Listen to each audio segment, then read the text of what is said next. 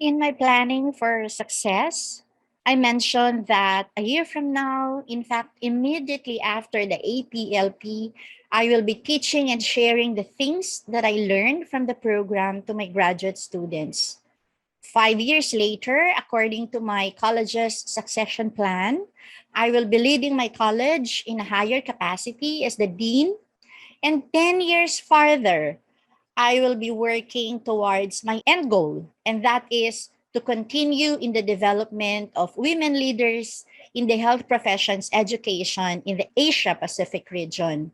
All the core regional issues discussed in our sessions were relevant and interrelated. I must ensure that every information I bring to class is well researched and fact checked.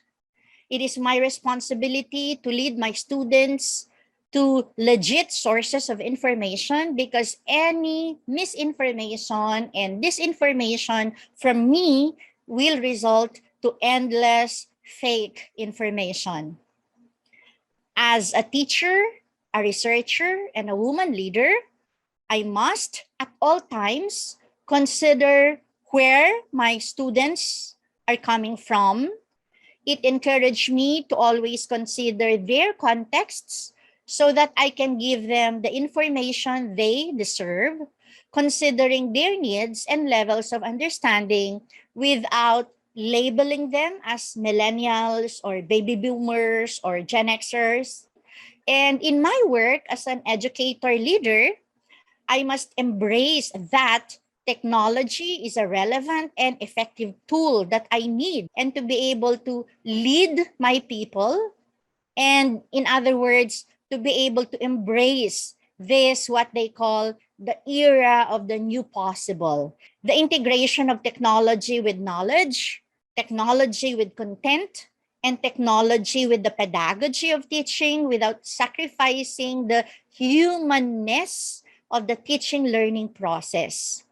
As John Naisbitt in his book Megatrends, published in the 80s, he said, when everything is high-tech, human beings will long for the high touch. Thus, I believe that technology is a powerful tool in making us more efficient with our work. But in the classroom, nothing will replace the role of the facilitator of the teaching learning process, and that is the teacher. In the graduate school, I teach health professionals and leaders of health professions institutions whose medical practices are considered to be one of the number one producers of trash. For example, PPEs, masks, syringes, needles, plastics. I may not be able to make a great impact on my own efforts by perhaps using my clothes 200 times or more before buying a new one, but teaching them to explore ways of minimizing these disposables may help. And just to share with you, last Sunday, I went to see my dentist. Upon entering her clinic, I was led to one corner and I was instructed to choose a pair of socks. Don't worry, because these are new pairs of socks. To wear it, then bring it home.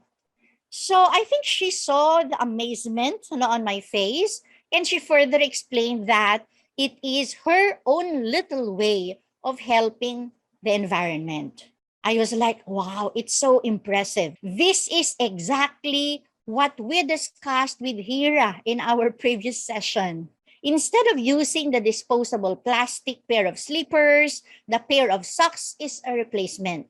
One dentist practicing this multiplied by 100 will make a big difference. And honestly, these sessions on core regional issues, and of course other sessions, aroused my curiosity. But the last topic on curricular economy is what I am curious about most, because I am interested to know about how I can integrate this in the health professions education curriculum so that as I teach current leaders and future health professionals, circular economy is already ingrained in their awareness and in their consciousness. To realize this, we begin with the leaders of the health professions, specifically in the development of women leaders that I envision to do, the topic I am committed to delve into during the residency.